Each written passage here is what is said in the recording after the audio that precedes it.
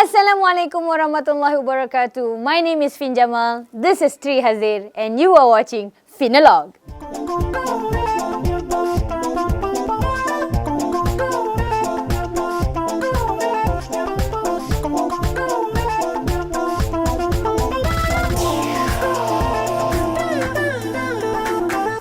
Today is a blessed day because next to me is my beloved husband. Hi, say hi. Hi. Assalamualaikum.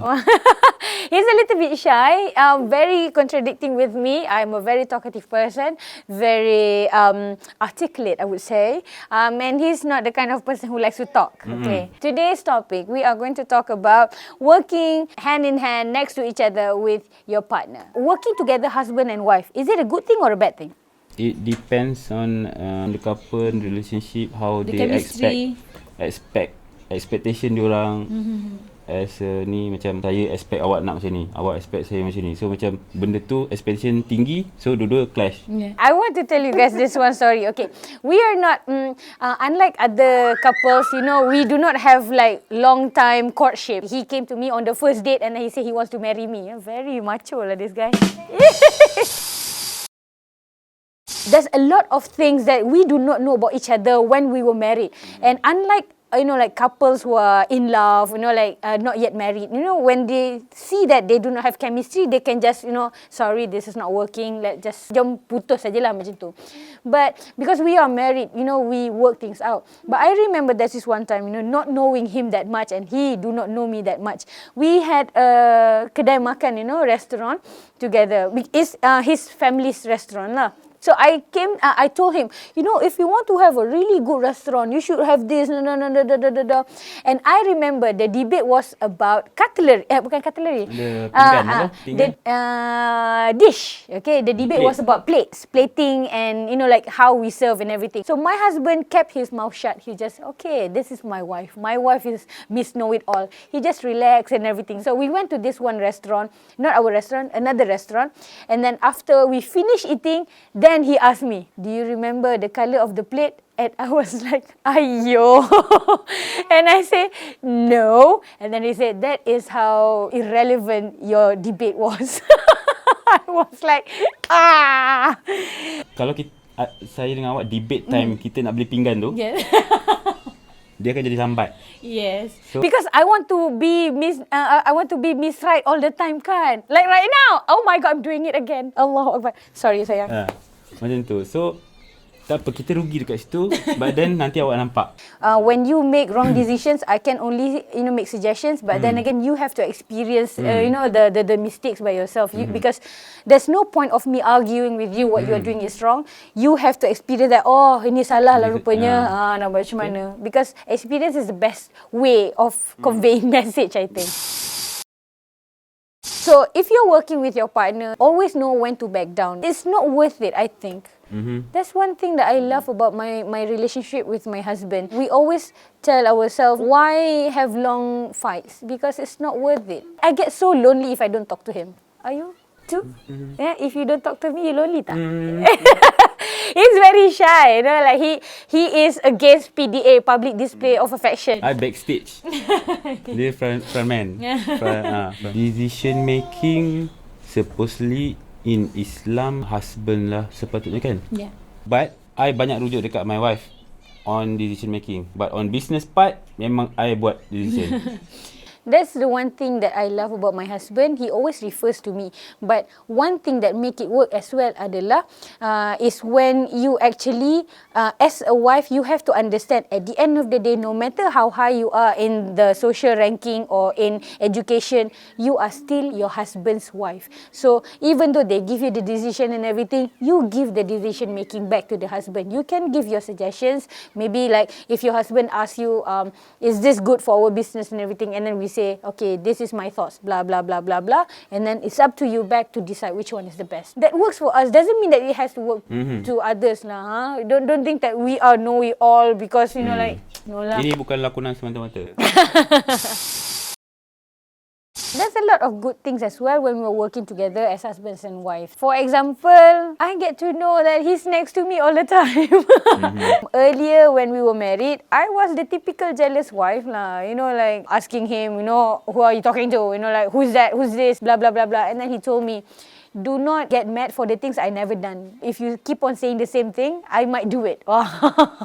So I stopped being that paranoid kind of wife. Now, Alhamdulillah, having my husband working with me is not because mainly I really want him next to me all the time. No, I'm not that kind of possessive wife. I like him around. It strengthens the relationship. The thing is, we are two extremes. You know, like I am the super romanticized kind of person, you know, like everything I want, don't change this the groove of the company lah, because you know, like this is okay already. I'm very sentimental like that.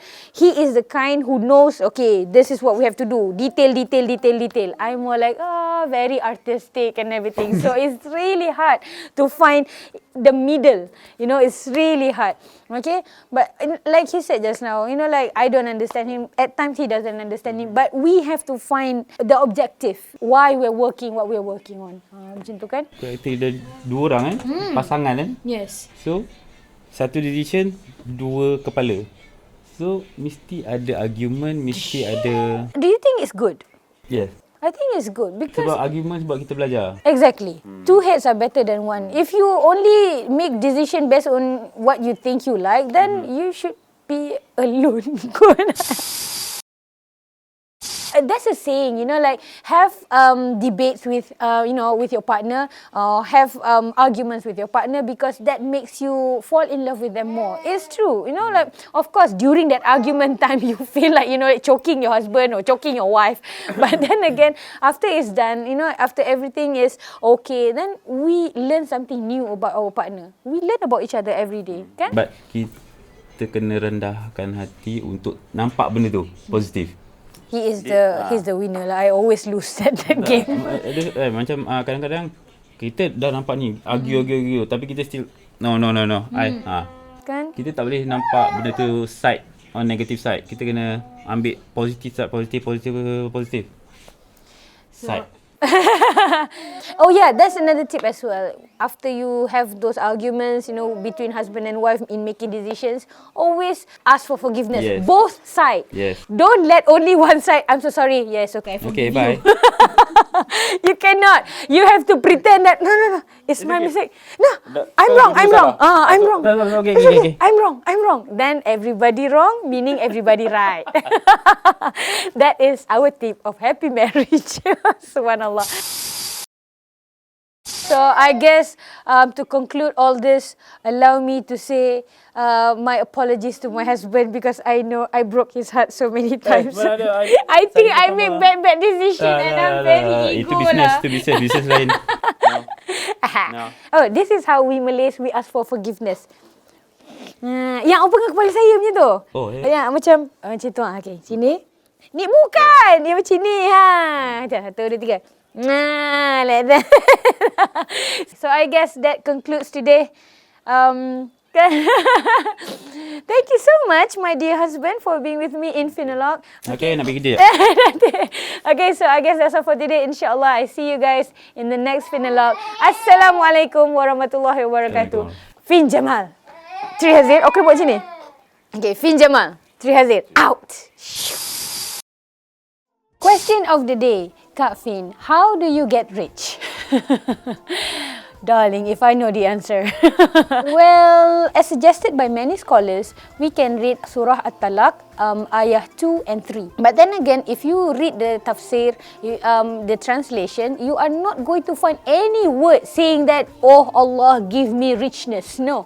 But in that ayah, for those who have taqwa, Allah would give them way out if you have any problems. You know, for example, maybe debts or whatever problems that you have. You know, because don't you think that not having problem is a way, a sort of richness as well? Because, you know, like some people have 5 millions but still unhappy because so many problems. I think, you know, if you live as a normal person without no problem, that is rich enough. Other than that, in that ayah, Allah mentioned that if we have taqwa, Allah would give us the feel of content. You know, that is something that is not everyone has. If I give you 1 million, would that be enough? If I give you 2 million, 3 million, 5 billions, if I have that a lot of money to give. Okay, but still it would never be enough until you die. So be happy with what we have. Not to say that we have to just, okay, relax, whatever Allah give, I'm poor, it's okay. No, we still have to make effort. But then again, like making those effort, understand that what Allah give at the end of the day, this is my portion. Alhamdulillah ala kulli hal. I am very grateful for whatever Allah give me. Alright, so that's all for today. Assalamualaikum warahmatullahi wabarakatuh.